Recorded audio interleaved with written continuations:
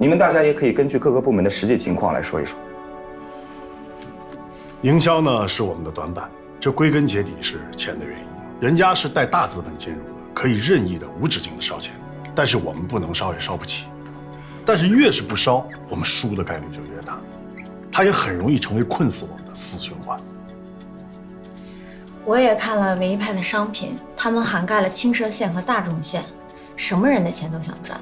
我觉得我们可以走差异化的路子，就是放弃某一类人，把定位给做精准。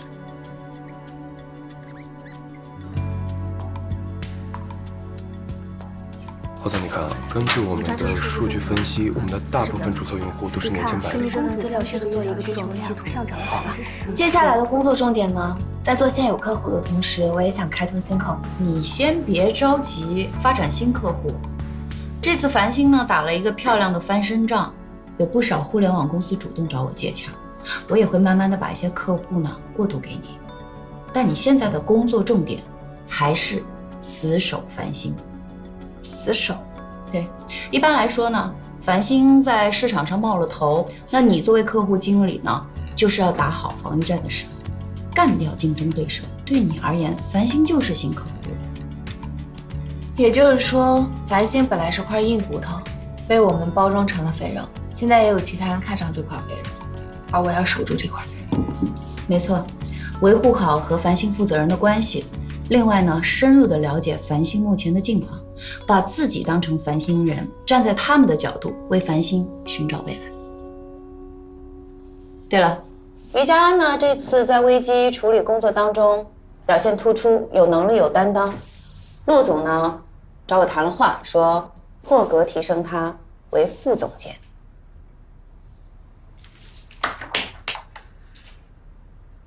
大家没意见吧？没意见那就散会了。我有意见。繁星的危机公关，我们都参加了。对，于家安是解决了安安，可是安安本来就是他自己捅的篓子，他不应该解决吗？既然要破格升职，那我们在座的每一位都应该得到同样的待遇。凭什么只有他能坐火箭？凭什么？你有这么多问题啊？这样好了，我给你权限，你直接去陆总办公室问他不就完了？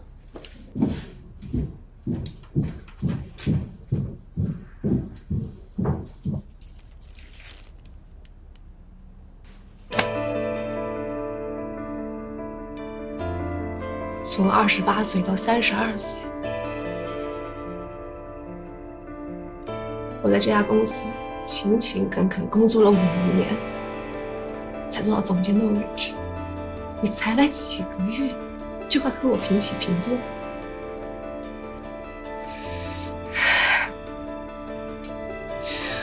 果然还是空降兵来得快啊！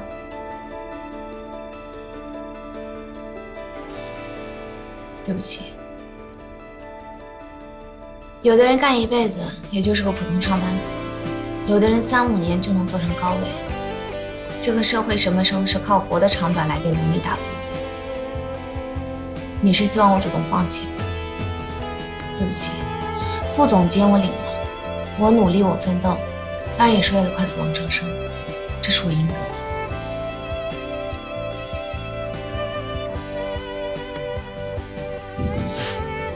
请总监以后继续指引工作。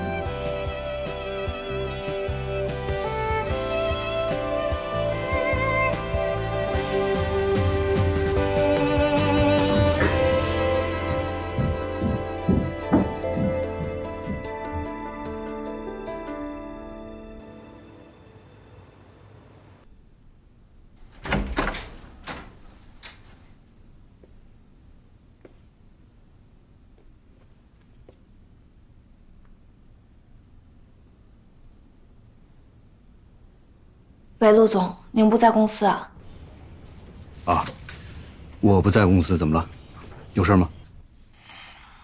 我想问问您，副总监是我凭实力拿到的吗？要不咱们见面聊吧？我在郊外，我发定位给你。你下班过来找我一趟。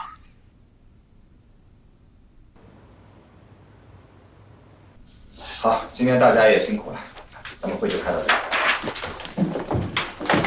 所以，郝真实，咱们留一下。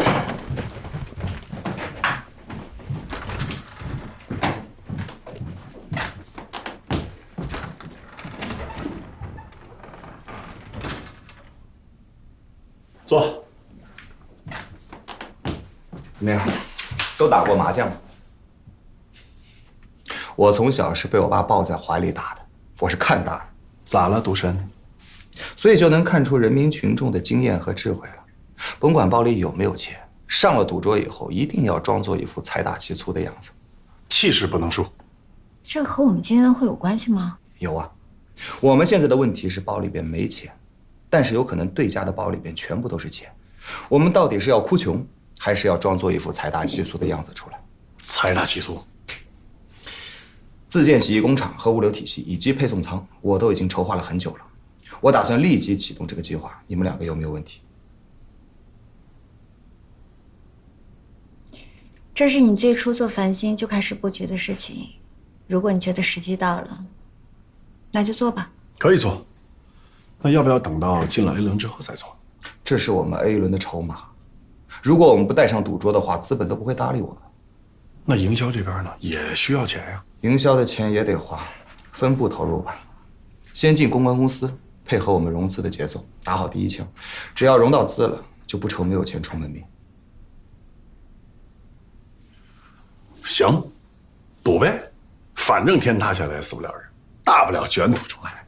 乌鸦嘴。我问一句啊，公关公司不一定属于嘉安团队吧？当然了。那行，散会吧。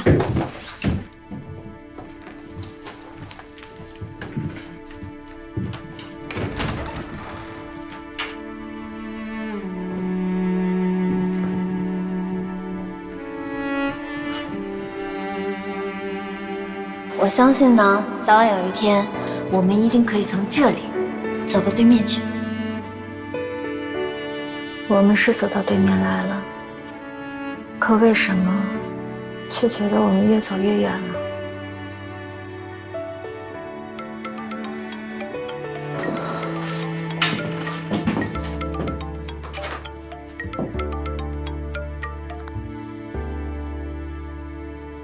亲爱的，我刚刚在开会，打电话我没接到，怎么了？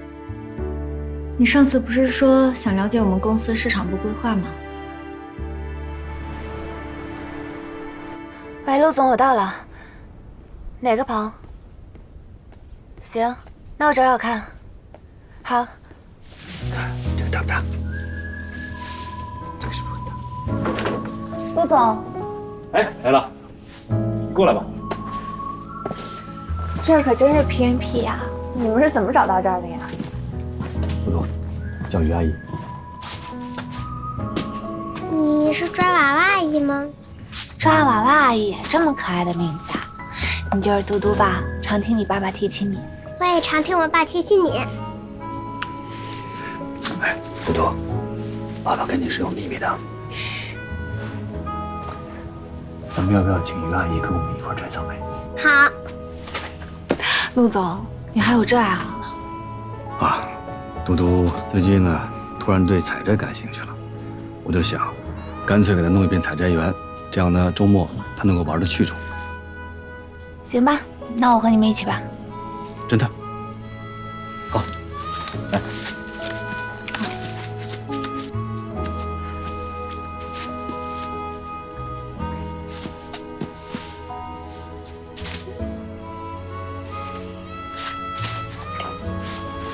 嘟嘟，你看，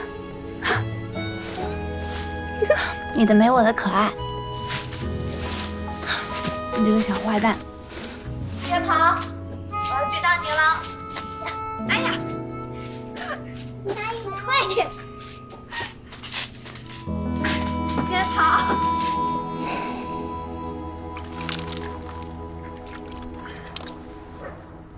好了。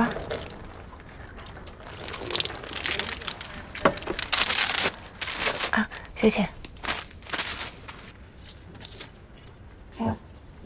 你脸上有土。你别动。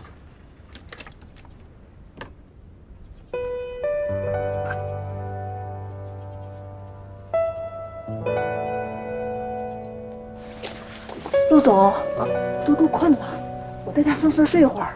好。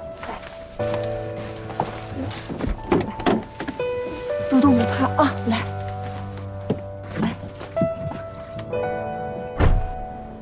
咱们喝口茶吧。这儿还能喝茶呀？我这后备箱里面茶具、水壶、桌子、椅子，什么都有。以前没离婚的时候啊，工作完一天，疲惫的回家又无人诉说，待在家里呢更不安心，老觉得自己喘不过气来。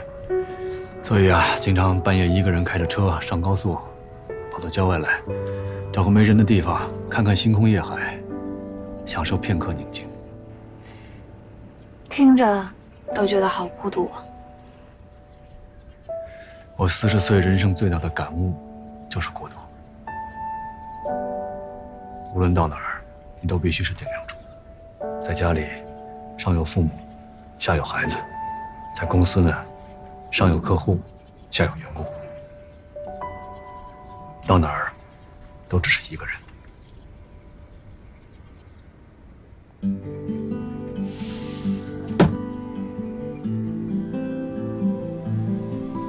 我记得你第一天来公司上班，把小米堵在茶水间里，正气凛然地跟他说：“你这个人啊，根本就不喜欢办公室斗争。”当时我就觉得这姑娘不错，有潜力。果然，没过多久你就干出了成绩。我很欣慰，这说明当时我没看错人。其实，当时我自己都没什么把握。这番工作唯一感兴趣的就是做方案这一件事情而已。危机公关、服务甲方、勾心斗角，我并不喜欢。其实，工作和爱情很相似，合适比热情更重要。就像我让你做副总监这个位置，就是因为你合适，而且只有更大的挑战、更大的压力，你才能成长得更快。我相信你能做好。可是我会有压力。同事们都知道这次我做副总监是你钦点的，办公室就是无事生非的地方。我想，这会儿就有流言蜚语在各种小群里已经传开了吧？会有什么流言蜚语啊？嗨，说什么的都有。之前还说我破坏你婚姻，还说我是你的空降兵，还说什么？反正什么乱七八糟都说吧。是不是说我喜欢你？对呀，怎么可能？一点捕风捉影的事儿就能夸大成什么样子？职场就不能交心吗？不能崇拜吗？不能有帮助或者被帮助吗？可是我确实喜欢你，而且就是那种喜欢。不过，这跟我让你做副总监没有任何关系。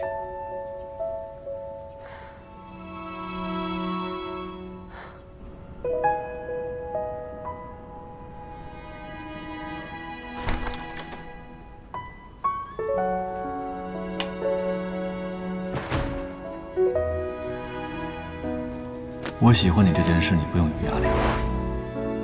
什么时候你也觉得喜欢，也觉得合适的时候，再回答我。你跟我说完分手以后，我感觉好像突然之间松了一口气。我心里想，于家安，你终究还是说出来了。生怕撑到结婚就甩不掉我了是吧？你知道张成对我说过的最后一句话是什么吗？他说：“许耀，我求你放过我。我不是怕甩不掉你，我真的怕我一心软就犹豫了，就再也舍不得松开你的手。所以说我想放过你。像那样的日子如果再过下去的话，咱俩迟早就变成仇人了。其实那个时候我们俩呀，就像两只刺猬，想抱在一起互相取暖，但是却总是互相伤害。”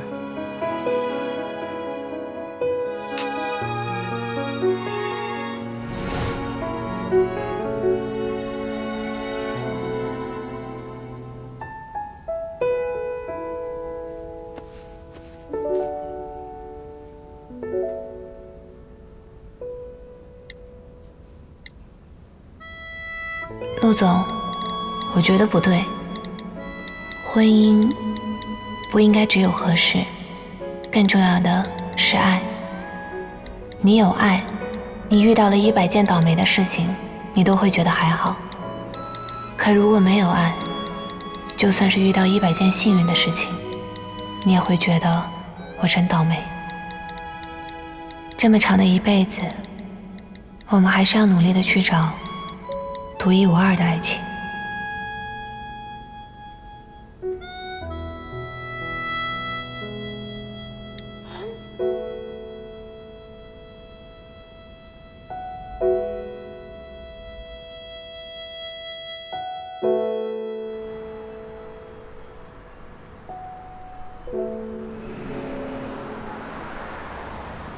这么正式约我喝咖啡，还不在公司附近，让我猜一猜是公事还是私事？掐指一算，公事。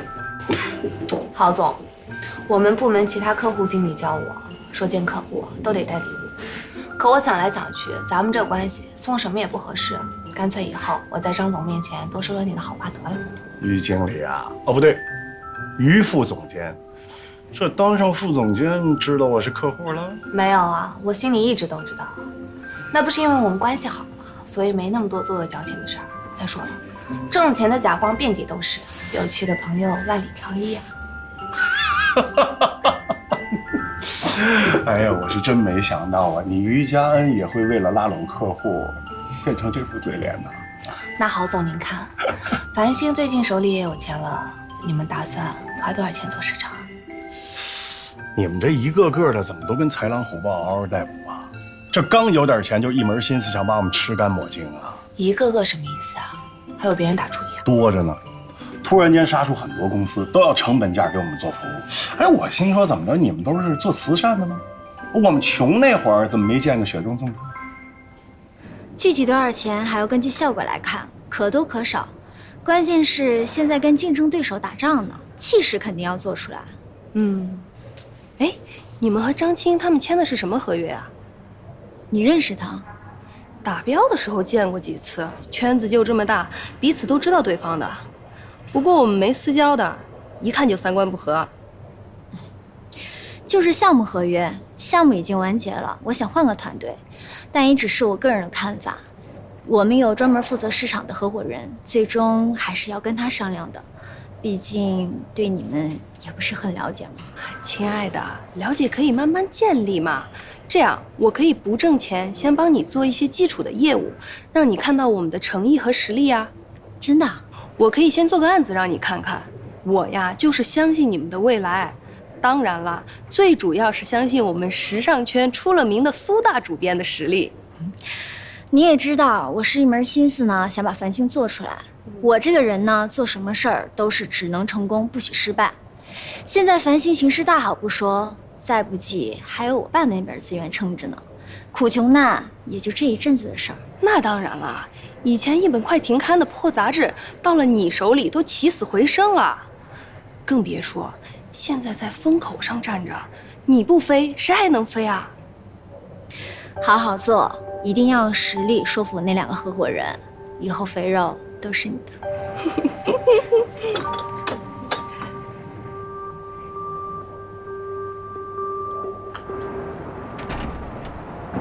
请。我还有点事儿，我就不能送你回公司了啊。行。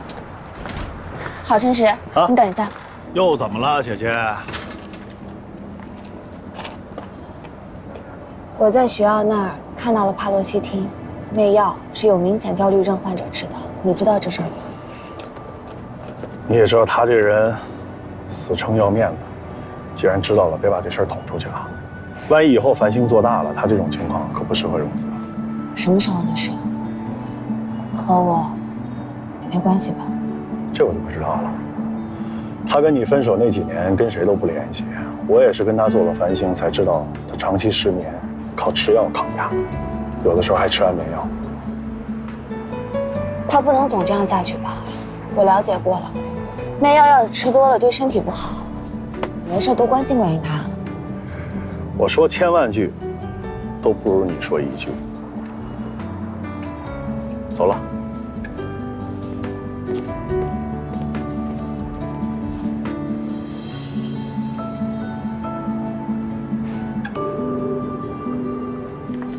黄光，这位陈总是我们自建洗衣工厂的总设计师，所有的设备和流程都是他负责规划和购置。我希望你们今后可以好好配合，尤其要注意在第一工期的施工过程当中，一定要注意精准设计和设备预料。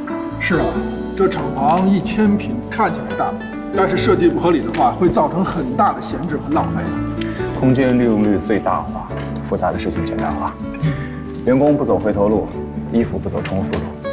哦，对了，还有就是一定要快，一定要在 A 轮融资之前，让投资者看到我们洗衣工厂的优势，让他们对我们有信心，为我们的融资加分。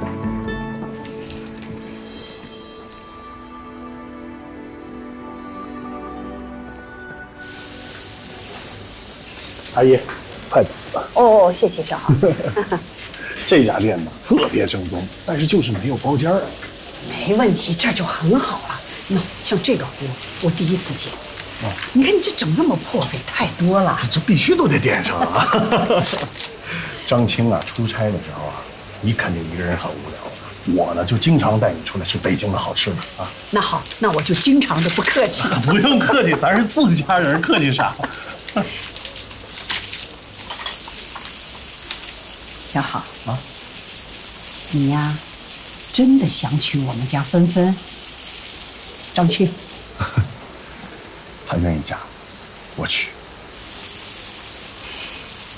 但是有个情况呢，你不一定知道。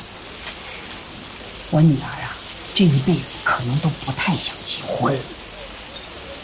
但是呢，她是听我和她爸爸，只要我和她爸爸一劝她，她马上改变主意。那你们一定要好好的劝劝他。我们那边呢，是这样，养个女儿，吃穿用度很费钱的。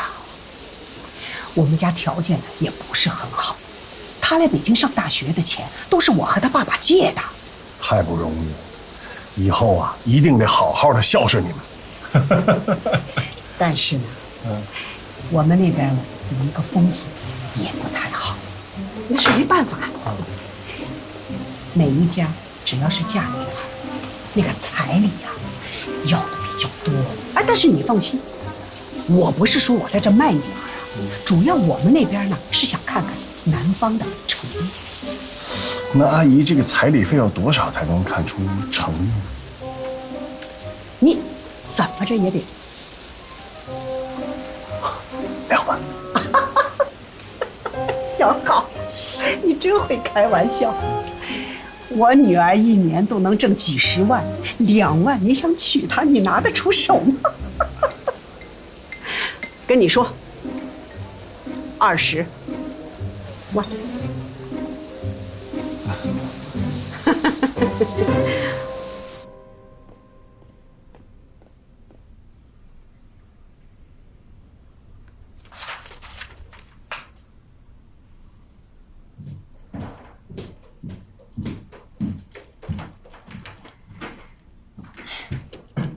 我看工厂那边在进设备了，他们还挺快的。对啊，10几道洗护和消毒程序，让用户更放心。我们还会扩建洗衣工厂，工厂线也会开辟出一条互联网线上洗衣业务，也算是有自造血能力了。这钱花的值，还挺好的。哎，我最近一直在思考你说的对于繁星的精准定位的问题啊。这是商品部的买手们对于唯拍的服装风格和品牌的竞品分析报告，我看了一下。难道你们都会觉得我们应该死守中高端市场，而放弃到大众的产品线，来跟唯拍做差异化？对，因为他们更有钱，可以两手抓。我们没有那么多钱，就把一只手能抓住的做好就可以了。哦，我倒觉得不对啊。虽然我没有论证，但是直觉告诉我，我们应该守住大众产品线，而放弃掉中高端市场。死守低端市场。与其说是低端市场，不如说是更为细分的市场。去除掉所有高大上的假象，只为普通白领而服务。可是许耀，我们为什么要租大家买得起的衣服？如果是我租衣服，我肯定是想租我买得起的呀。所以你并不是繁星的受众，你不能穿着奢侈品去指导那些每个月7、8千块钱工资的人应该怎么穿搭衣服。可是我不想走低端路线。说实话，我一个时尚圈出来的人，我不想让别人嘲笑我的品味和审美。市场没有低端和高端之分，我们现在是在做生意。不是在作秀啊。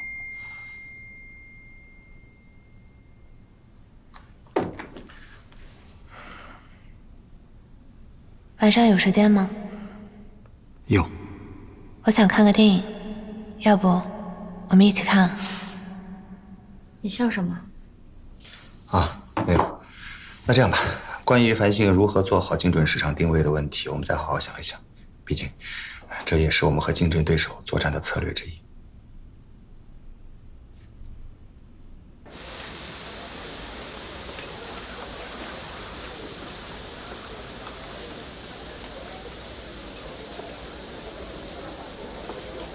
小好，这吃半天了，你怎么不说话呀？我怕我说错话。你要说呀，你说了我才能知道你真实的想法。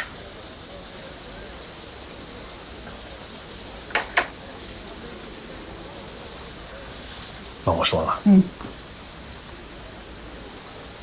，20万彩礼费不可能。您口口声声说不是在卖女儿，但是你就是想趁着嫁女儿在牢里。我很心疼她，我心疼她那么努力的想好好过自己想要的生活，但是你们就是不放过她。你们家什么情况我不清楚，但我看得出来，张青在您的眼里更像个摇钱树，而不是宝贝女儿。小好，你这么说话，阿姨不喜欢听。我知道，其实你根本就没有想娶我们家芬芬。我就跟你说吧，我儿子，我的亲儿子，娶了个1年才挣几万的姑娘，彩礼费我就花了20万，我都能花20万。你们这些大城市的人怎么这么抠门呢？20万如果花在他身上，我会给，但您跟我谈条件，我不会给，因为它不是商品，不该被您这样明码标价。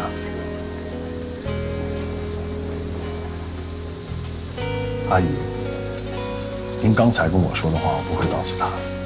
但我们一会儿吃完饭，我就送您回去。你要是不高兴，现在也可以骂我一顿，但是毕竟是我把您叫出来的，我必须得安全的把您送回去。好，好，吃吧。吃。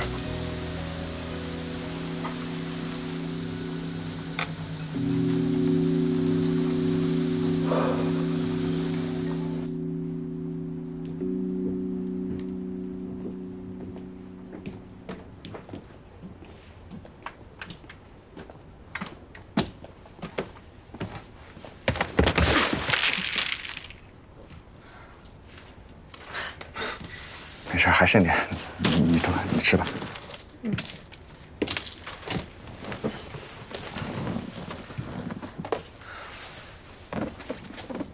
今天看什么电影？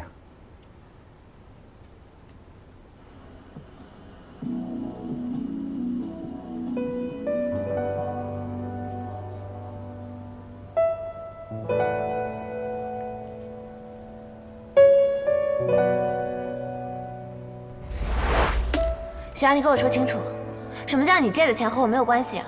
今天咱们能不聊这个吗？不能，要不是李念欢告诉我，你是不是打算瞒我一辈子？我就是朝我姑妈借了点钱，这个我自己能还。我们结了婚，你借的钱就是夫妻共同债务，怎么就和我没有关系了？你好歹跟我打个招呼吧。于佳安，我今天真的很烦，我不想想那么多事情了，你可不可以让我安安静静的看个电影？那你慢慢看，我不打扰你了。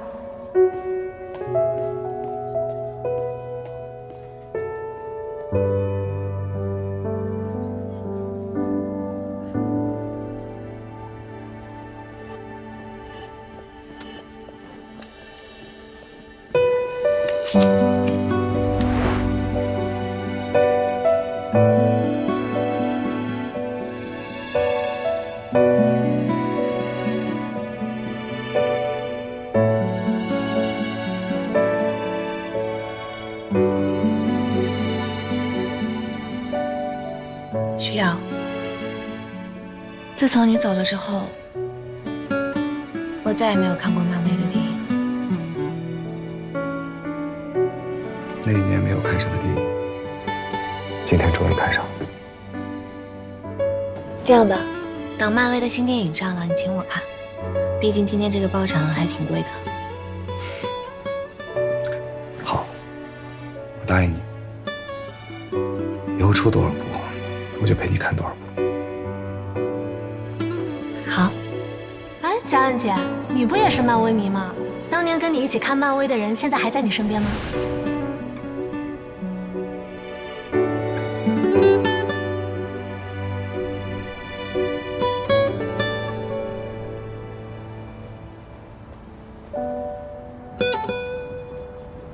你知道我为什么喜欢看漫威吗？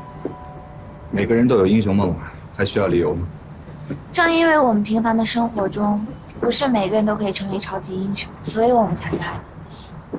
那你的意思是，我也想成为生活当中的超级英雄？不是吗？我小的时候跟我姑父出去逛街，看到乞丐就往他的碗里边扔钱，我就问他，我说我爸呢每天在工地上打工是靠自己的力气来换钱，你有文化，你是靠知识来换钱，小卖部的老板是靠商品来换钱，那乞丐是靠什么来换钱呢？我姑父就告诉我，他是靠尊严来换钱。后来我就明白一个道理，这个世界上没有躺赢的人生，每个人都是拿着自己最珍贵的东西去换钱。我现在拿什么换钱呢？拿时间，拿精力，拿想法，拿所有能想到的一切去换钱。你就那么想换钱吗？钱也不是说万能的，但是对于我来说呢，多一点钱就多一点安全感，让我觉得做一个好儿子，乃至于以后做一个好丈夫、好父亲，都多一点底气。你笑什么？我刚才想，我要是有特别多的钱会怎么样？结果你说有钱可以让你有底气成为一个普通人，可对我来说恰巧相反。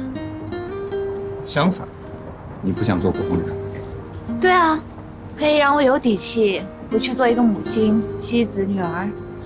我会去追求梦想，我也想去出国读书或者环游世界。我还想找个地方去支教，还想去世界上不同的地方去探寻不同的服饰风格。唉，你说对了，有钱可真好。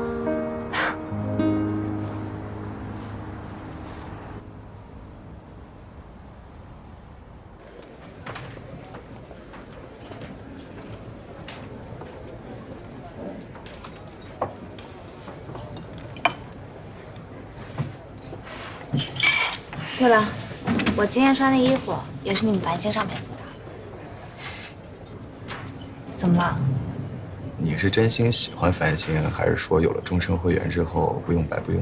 把你的会员收回去。那你为什么愿意成为我们繁星的用户？像我这种收入不高的职场女性，也有每一天换一套质感看上去不错的衣服，假装自己活得很好的需求。但要是买的话，无论是经济还是我租来的房子的空间都承载不了啊。租衣服是个不错的选择。那你们那个张总是不是一次都没有体验过繁星？张总天天接触的都是总监以上级别的中高层，他对自己服装配饰要求非常高的，怎么可能租别人穿过的衣服？只是因为别人穿过，所以他就很介意。其实我们的自有工厂很快就可以投入使用了，消毒、洗护都是很专业的，比你们洗得更干净。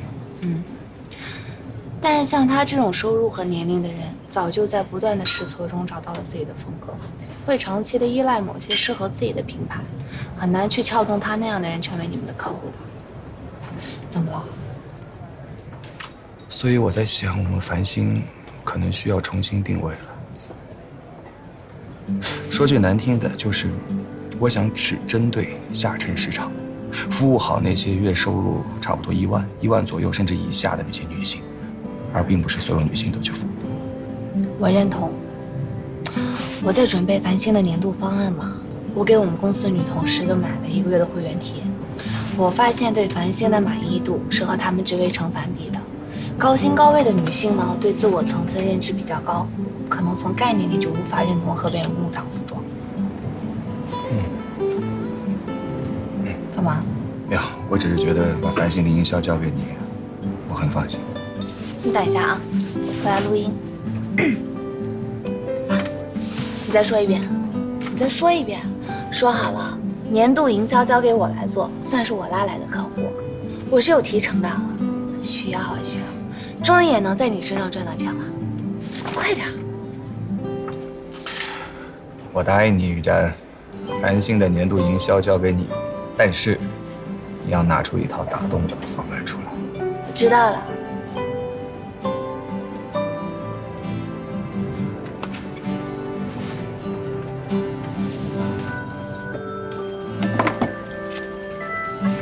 吃吧，不聊了。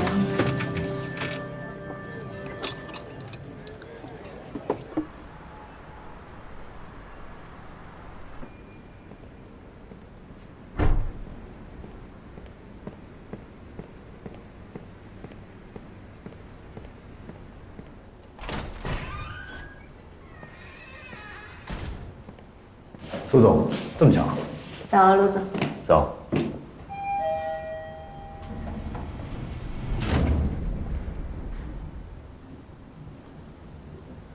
陆总，你应该是喜欢易家恩的吧？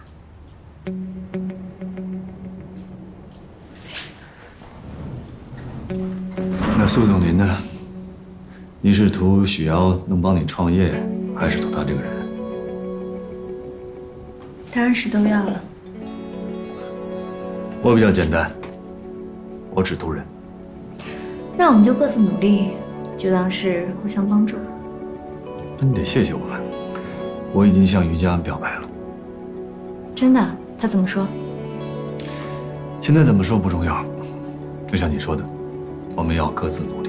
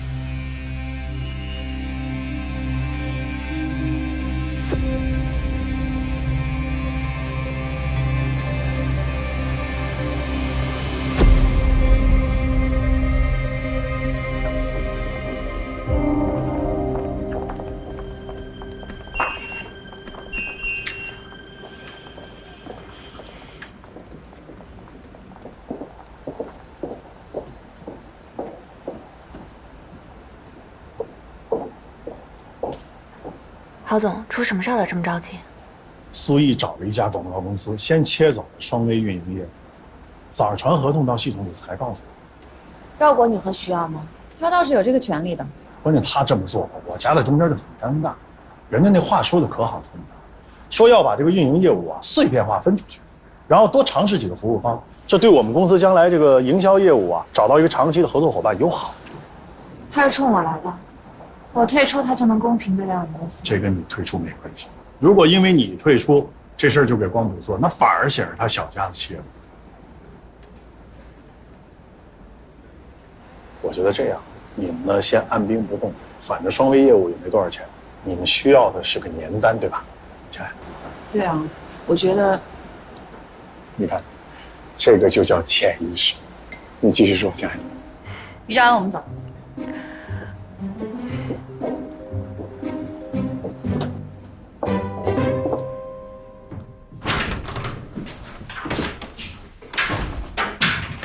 怎么了？